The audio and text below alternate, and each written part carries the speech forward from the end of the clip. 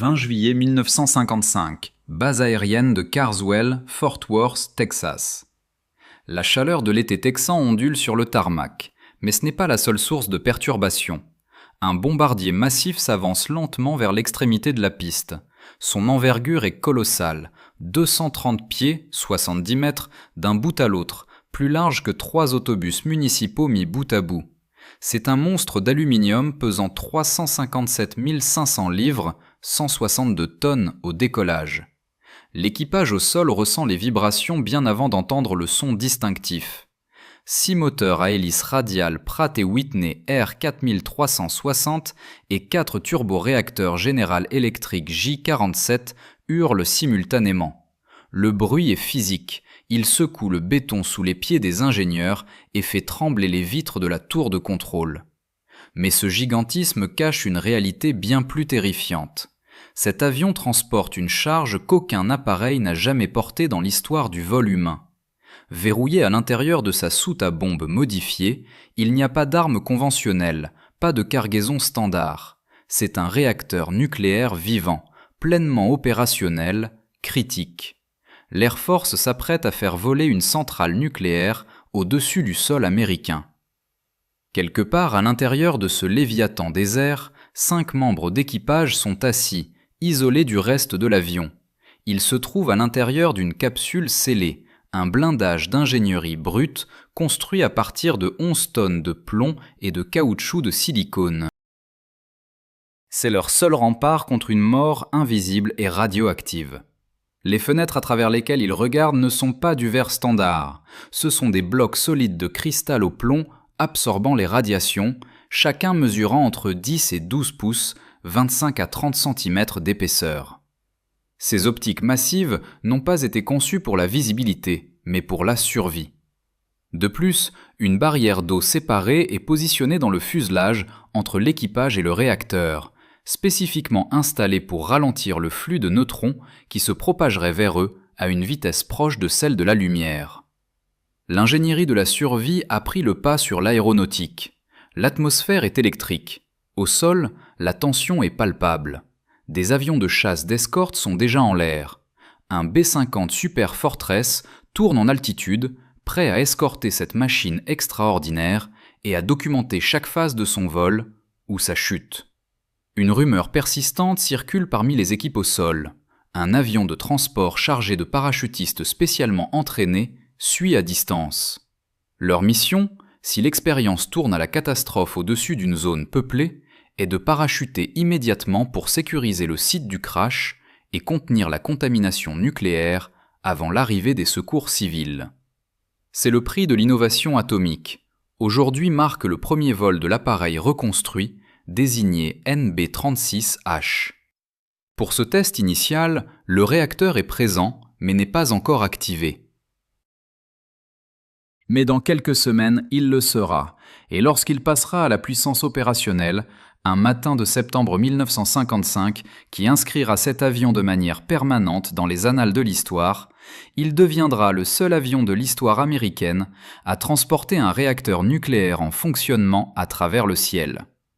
La question qui a poussé des milliers d'ingénieurs, de physiciens et de planificateurs militaires vers leurs planches à dessin était d'une simplicité trompeuse, mais ses implications étaient révolutionnaires. Un réacteur nucléaire pouvait-il remplacer le carburant d'aviation conventionnel et maintenir un bombardier en l'air pendant des semaines sans atterrir ?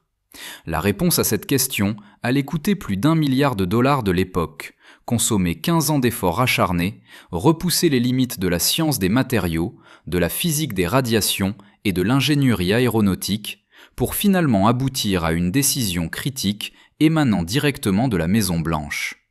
C'est l'histoire technique et humaine de la façon dont ils ont essayé et de ce qu'ils ont découvert aux frontières de l'impossible. Pour comprendre pourquoi l'armée de l'air des États-Unis est devenue obsédée par le vol à propulsion nucléaire, il faut revenir au 28 mai 1946. La Seconde Guerre mondiale est terminée depuis moins d'1 an. La bombe atomique a changé la nature de la guerre à jamais, et les planificateurs militaires américains pensent déjà au prochain conflit, une confrontation potentielle avec l'Union soviétique, à travers des distances vastes, sans base garantie à proximité du territoire ennemi. Les bombardiers conventionnels ont des limites de portée physique, ils ont besoin de carburant. Le carburant signifie des lignes de ravitaillement, des avions ravitailleurs et des bases avancées. Chaque maillon est une vulnérabilité critique. À un moment donné, les États-Unis offrent même 100 millions de dollars en or pour acheter le Groenland au Danemark, spécifiquement pour obtenir un emplacement de ravitaillement stratégique plus proche du territoire soviétique. Le Danemark refuse. La logique stratégique devient alors implacable. Si un bombardier peut voler grâce à l'énergie nucléaire, il pourrait théoriquement rester en l'air pendant des jours, voire des semaines. Il pourrait patrouiller indéfiniment, attendant les ordres. Plus besoin de ravitaillement en vol, plus de bases vulnérables, plus de points faibles dans la chaîne logistique. Le matin du 28 mai 1946, les forces aériennes activent le programme NEPA, Nuclear Energy for the Propulsion of Aircraft.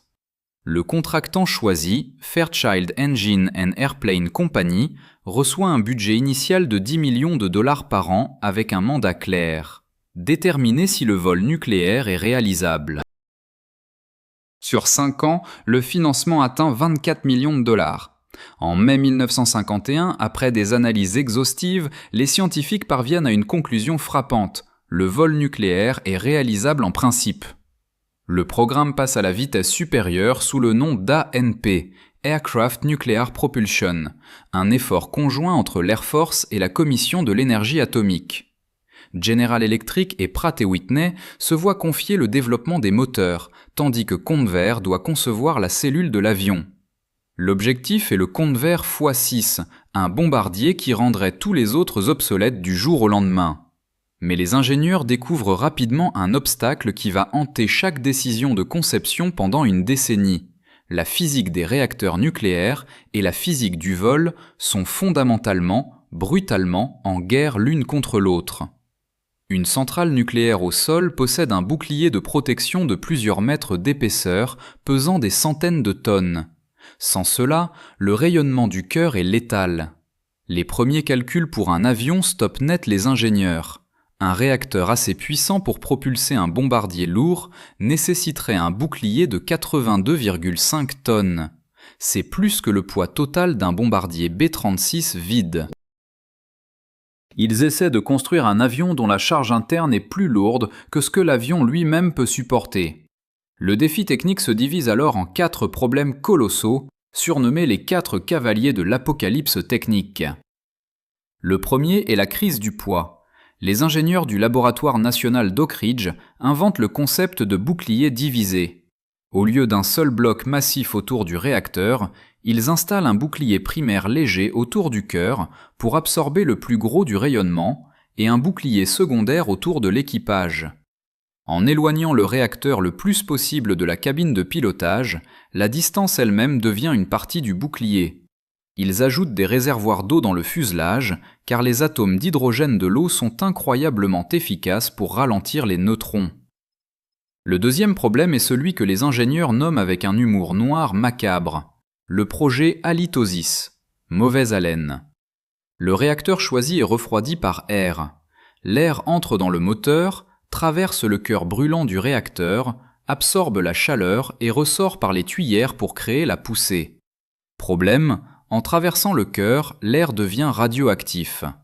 L'avion laisserait une traînée de gaz radioactif dans le ciel derrière lui. Le projet halitosis est créé spécifiquement pour mesurer l'ampleur de cette contamination atmosphérique.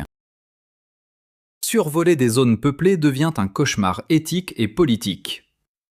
Le troisième défi concerne la conversion d'énergie. General Electric travaille sur le cycle direct, l'air touche le cœur, simple mais polluant. Pratt & Whitney développent le cycle indirect. Un fluide caloporteur circule dans le réacteur et transfère sa chaleur à l'air via un échangeur. C'est propre, mais d'une complexité mécanique effrayante. Chaque composant ajoute du poids, des points de rupture potentiels et exige des métaux capables de résister à des températures dépassant les 1600 degrés Fahrenheit, 870 degrés Celsius. Enfin, le quatrième problème est celui de l'infrastructure. Les estimations pour le futur X6 prévoit un poids au décollage de 360 000 livres, 163 tonnes. Cela nécessite une piste de 15 000 pieds, 4,5 km, soit près de 3 000 de béton armé de haute densité, ce qui n'existe nulle part à l'époque. C'est alors qu'un événement imprévu va offrir aux ingénieurs leur première véritable plateforme de test. Le 1er septembre 1952, une tornade dévastatrice frappe la base de Carswell. Parmi les débris, un bombardier B-36H, numéro de série 51-5712, est si gravement endommagé que l'Air Force prévoit de l'envoyer à la ferraille. Les ingénieurs de Convair y voient une opportunité. Ils proposent de reconstruire l'avion pour en faire un laboratoire volant. Ce sera le NB-36H. La section avant est entièrement supprimée. À sa place, ils installent une capsule d'équipage de 11 tonnes, un coffre-fort de plomb et de caoutchouc. Pour voir à l'extérieur, les pilotes disposent de blocs de verre au plomb de 10 à 12 pouces d'épaisseur, pesant chacun des centaines de kilos. La structure interne de l'avion est réorganisée pour accueillir le réacteur ASTR, Aircraft Shield Test Reactor, de 35 000 livres, 16 tonnes, dans la soute centrale. Ce réacteur est suspendu à un mécanisme de levage complexe permettant de l'abaisser dans un puits blindé souterrain après chaque vol, protégeant ainsi le personnel de maintenance. L'avion, désormais baptisé le Crusader, n'est plus un bombardier, mais une expérience scientifique de plusieurs millions de dollars, défiant les lois de la physique nucléaire. Le 17 septembre 1955, le silence de l'aube sur la base de Carswell est brisé par un rugissement familier, mais l'enjeu a radicalement changé. Pour la première fois, le réacteur ASTR, Aircraft Shield Test Reactor, n'est pas un simple passager inerte. Il est critique. Les ingénieurs de Convair et les physiciens d'Oak Ridge retiennent leur souffle. À l'intérieur de la capsule de plomb de 11 tonnes, 5 hommes, un pilote, un copilote, un mécanicien navigant et 2 ingénieurs nucléaires s'apprêtent à entrer dans l'histoire par la porte de la physique pure. Ils ne sont pas seulement des aviateurs, ils sont les cobayes d'une ère nouvelle, où le feu atomique doit dompter la gravité. Le facteur humain de cette mission est sans précédent. Imaginez ces 5 hommes enfermés dans un espace exigu, entourés de murs de plomb et de caoutchouc de silicone de plusieurs pouces d'épaisseur. Devant eux, les cadrans habituels du B-36 sont complétés par une batterie d'instruments exotiques, compteurs Geiger, moniteurs de flux neutronique et jauge de température du cœur. Leur vision du monde extérieur se limite à des blocs de verre au plomb de 12 pouces, 30,5 cm d'épaisseur. La distorsion optique est telle que le pilotage demande une concentration surhumaine. Ils ne voient pas le ciel. Ils voient une interprétation jaunâtre et épaisse de l'horizon. Entre eux et le réacteur, situé 60 pieds, 18 mètres plus loin dans le fuselage, se dressent des cloisons remplies d'eau. Pourquoi l'eau ? Parce que chaque molécule de H2O contient 2 atomes d'hydrogène, et l'hydrogène est le meilleur modérateur de neutrons connu de l'homme. Les neutrons, ces particules sans charge électrique qui traversent l'acier comme s'il s'agissait de papier, perdent leur énergie cinétique en frappant les noyaux d'hydrogène. C'est une barrière invisible, mais vitale. Le réacteur ASTR lui-même est une merveille de compacité et de danger. Bien qu'il soit nominalement évalué à 1 MW, il est poussé durant ses tests à des niveaux de puissance atteignant 3 MW. Il pèse 35 000 livres, 15 875 kg. Pour refroidir ce cœur qui génère une chaleur intense, de l'air est aspiré par des écopes latérales, forcées à travers le cœur du réacteur, puis expulsé par le bas de l'appareil. C'est ici que le projet halitosis prend tout son sens. L'air, en contact avec le rayonnement intense, devient instantanément radioactif. Chaque seconde de vol, le NB-36H rejette une traînée d'isotopes dans l'atmosphère. Les ingénieurs mesurent tout. La dispersion, la demi-vie des particules, l'effet sur le fuselage. Ils découvrent que l'avion lui-même devient chaud au sens radiologique du terme. Après chaque atterrissage, personne ne peut approcher l'appareil pendant plusieurs heures. Pendant que les Américains survolent le Texas et le Nouveau-Mexique, l'Union soviétique ne reste pas les bras croisés. Le 12 août 1955, le Conseil des ministres de l'URSS ordonne au bureau d'études Tupolev et Kuznetsov de répondre aux défis américains. André Tupolev, le géant de l'aviation soviétique, adopte une approche pragmatique et brutale. Il modifie un bombardier Tu-95 Bear pour en faire le Tu-95 LAL, Letayutchaya Atomnaya Laboratoria, laboratoire atomique volant. Les choix d'ingénierie soviétique diffèrent radicalement. Là où les Américains misent sur l'eau et le plomb, les Soviétiques utilisent un mélange complexe de sodium liquide, d'oxyde de beryllium, de cadmium, de cire de paraffine et de plaques d'acier. Le sodium liquide est un caloporteur exceptionnel, capable de transférer des quantités massives de chaleur sans augmenter la pression du système. Mais il présente un risque terrifiant. Il s'enflamme instantanément au contact de l'air ou de l'eau. Les vols d'essai du NB-36H, au nombre de 47 entre 1955 et 1957, totalisent 215 heures de vol, dont 89 avec le réacteur opérationnel. À chaque mission, le protocole est le même. Décollage sous escorte, montée à l'altitude de test, activation du réacteur, collecte de données frénétique, puis arrêt du réacteur avant l'approche de Carswell. La tension psychologique sur l'équipage est immense. Ils savent que si un moteur lâche, si une aile se rompt, ils transportent avec eux une bombe radiologique potentielle. Les rumeurs de parachutistes d'élite suivant l'avion ne sont pas seulement des histoires de caserne. Elles reflètent la réalité d'une gestion de crise qui n'a pas de manuel. Les ingénieurs d'Oak Ridge et de Convair tirent des conclusions cruciales de ces 89 heures de vol chaud. Le concept du double bouclier fonctionne. L'équipage reçoit moins de radiation que s'il passait une journée entière à passer des radiographies médicales. La technologie est là, le réacteur est stable. Mais un problème plus profond surgit, un problème que même le plomb ne peut résoudre, le crash.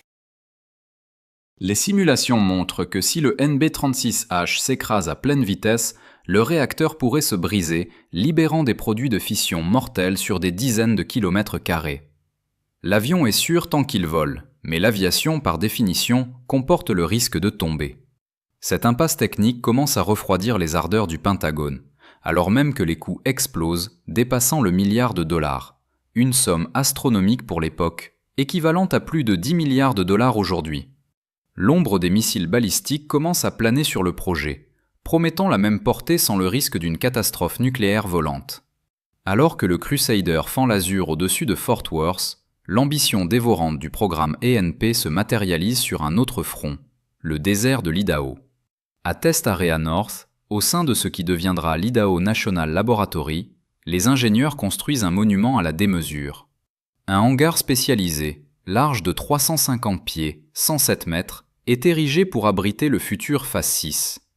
Les murs de béton sont épais de plusieurs pieds, conçus pour contenir non seulement l'avion, mais aussi les radiations résiduelles de ses moteurs après le vol. À côté, le projet d'une piste de 15 000 pieds, 4,5 km, commence à grignoter le désert. C'est ici, dans cet environnement aride, que la guerre entre les cycles de propulsion atteint son paroxysme technique. Le dilemme est brutal. D'un côté, General Electric défend le cycle direct.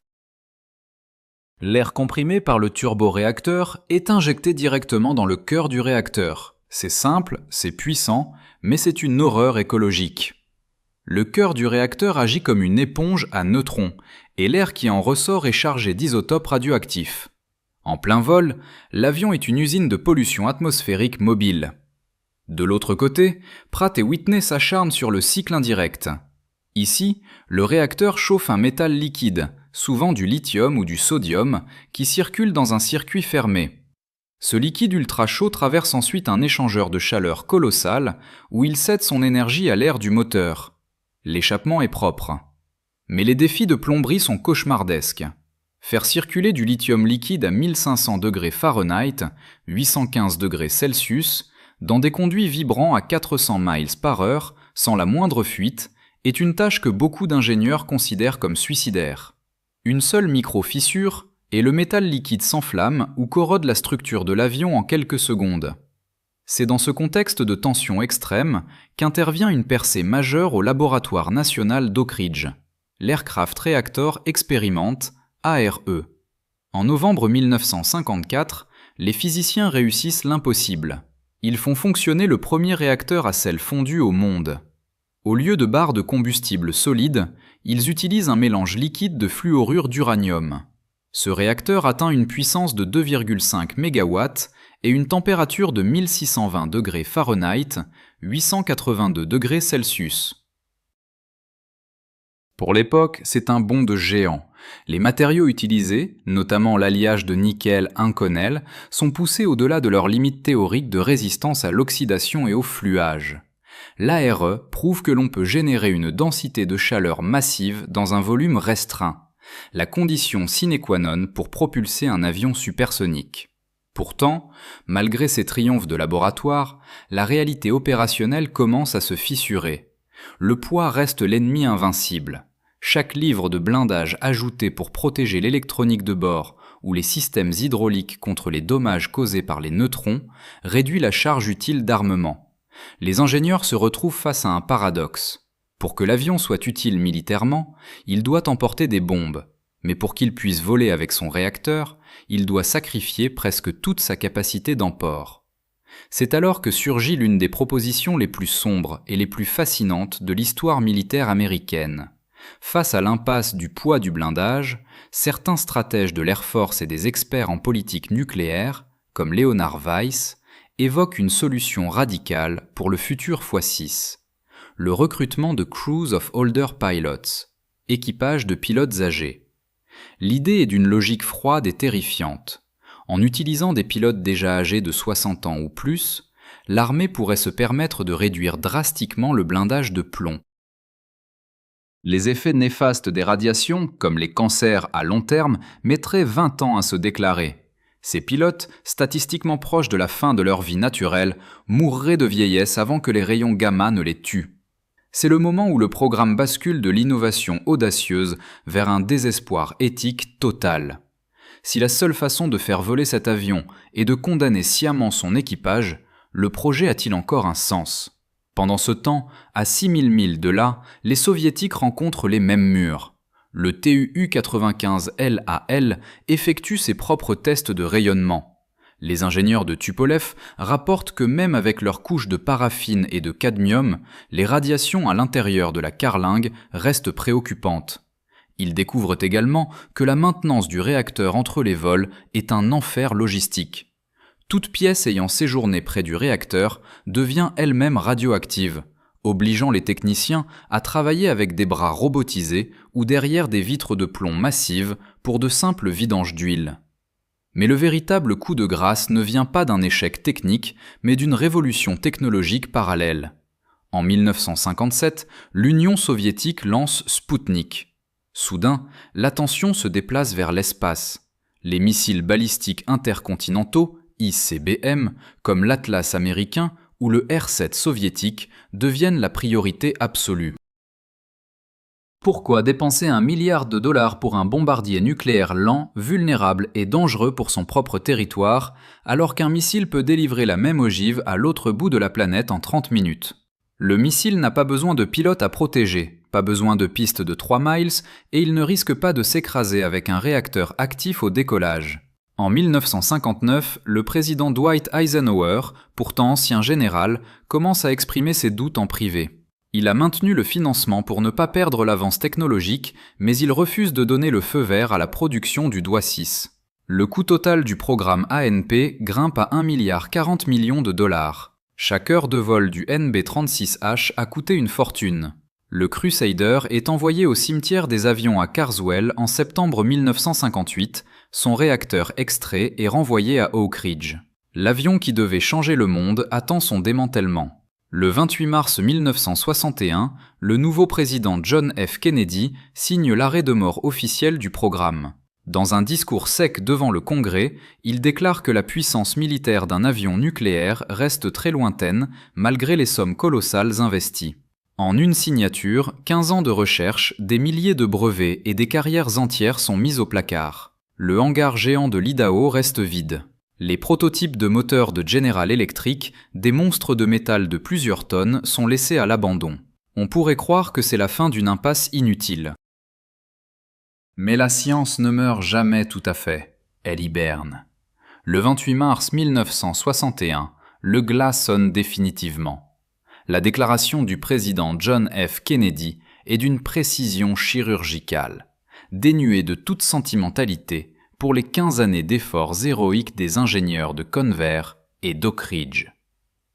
Près de 15 ans et environ 1 milliard de dollars ont été consacrés à la tentative de développement d'un avion à propulsion nucléaire. Mais la possibilité de réaliser un avion militairement utile dans un avenir prévisible reste très lointaine. Avec ces mots, le programme ANP, Aircraft Nuclear Propulsion, est rayé de la carte budgétaire. Le coût final, certifié par le Government Accountability Office, GAO, s'élève à 1,40 milliard de dollars. Le projet X-6, le bombardier stratégique ultime, ne sera jamais construit. La piste de 15 000 pieds de l'Idaho ne sera jamais achevée. Le NB-36H Crusader, lui, a déjà été démantelé à Carswell en septembre 1958, son réacteur ASTR ayant été retiré et renvoyé dans les coffres-forts radiologiques du laboratoire national. Pourtant, qualifier ce programme d'échec total serait une erreur monumentale de perspective historique. Si l'objectif final, un avion de combat à propulsion nucléaire, n'a pas été atteint, les percées techniques réalisées sous la pression de la guerre froide ont jeté les bases de pans entiers de la science moderne. Le travail accompli à Oak Ridge sur l'Aircraft Reactor Experiment, ARE, est le cas d'école le plus frappant. Pour faire fonctionner ce réacteur à sel fondu à des températures records de 1620 degrés Fahrenheit, 882 degrés Celsius, en novembre 1954, les ingénieurs ont dû inventer de nouveaux matériaux. Ils ont perfectionné l'Inconel, un alliage de nickel-chrome haute performance capable de résister à la corrosion extrême des sels de fluorure brûlant. Aujourd'hui, en 2026, cette technologie des réacteurs à sel fondu, MSR, est considérée comme l'une des voies les plus prometteuses pour l'énergie nucléaire de 4e génération. Des réacteurs intrinsèquement sûrs, incapables de fondre et capables de recycler les déchets nucléaires. Le Crusader a été le berceau involontaire de l'énergie propre du futur. L'héritage de l'ANP s'étend également bien au-delà de l'atmosphère terrestre. Les recherches sur le transfert de chaleur à haute densité et sur les cycles de propulsion nucléaire ont nourri directement les programmes de la NASA. Le projet NERVA, Nuclear Engine for Rocket Vehicle Application, qui visait à envoyer des hommes sur Mars dès les années 1970, a utilisé les données de General Electric et de Pratt & Whitney sur les échanges thermiques massifs.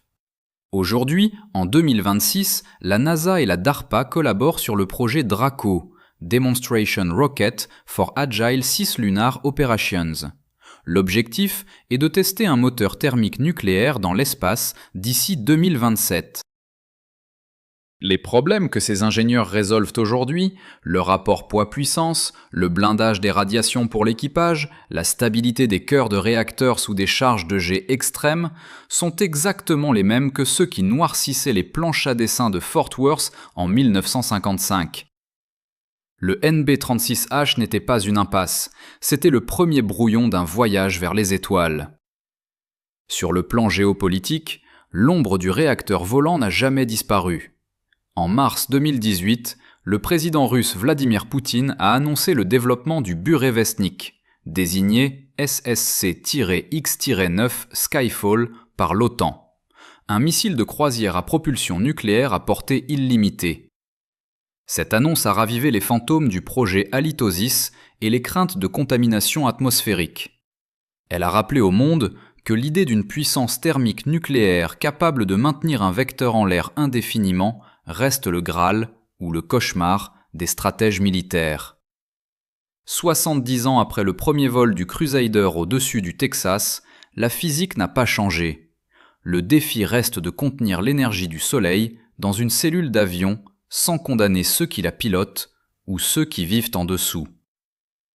Aujourd'hui, Il reste des vestiges physiques de cette ambition démesurée. Si vous vous rendez près d'Arco, dans l'Idaho, à l'Experimental Breeder Reactor I, EBRI, vous pouvez voir 2 des moteurs nucléaires prototypes construits par General Electric pour le programme X6. Ce sont les HTRE-1 et HTRE-3 Heat Transfer Reactor Experiment. Ces structures massives, hybrides entre un moteur à réaction et un réacteur nucléaire, se dressent comme des artefacts d'une civilisation future qui aurait émergé trop tôt. Le hangar géant de Test Area North, avec sa porte de 350 pieds, est toujours debout, un mausolée de béton construit pour un avion qui n'est jamais venu.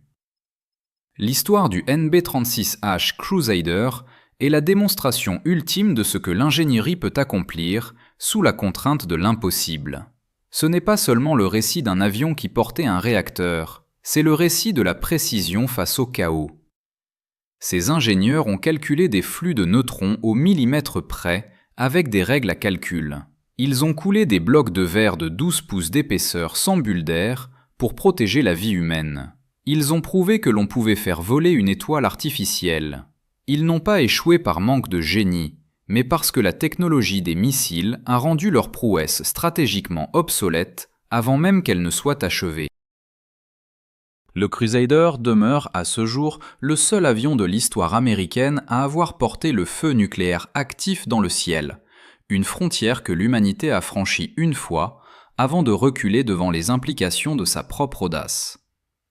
Si vous voulez explorer davantage ces moments où l'ingénierie a flirté avec la folie, où des solutions simples ont été forgées pour résoudre des dilemmes insolubles et où les erreurs du passé ont pavé la route de notre avenir technologique, abonnez-vous à cette chaîne. Nous plongeons dans les dossiers déclassifiés et les archives techniques pour comprendre non pas seulement ce qui s'est passé, mais comment les hommes de l'ombre ont transformé l'impossible en métal. Dans notre prochaine vidéo, nous nous pencherons sur une autre prouesse méconnue de la guerre froide, le projet d'un porte-avions insubmersible fait de glace et de sciure de bois. Un défi tout aussi absurde, résolu par une ingéniosité tout aussi brillante. À la prochaine!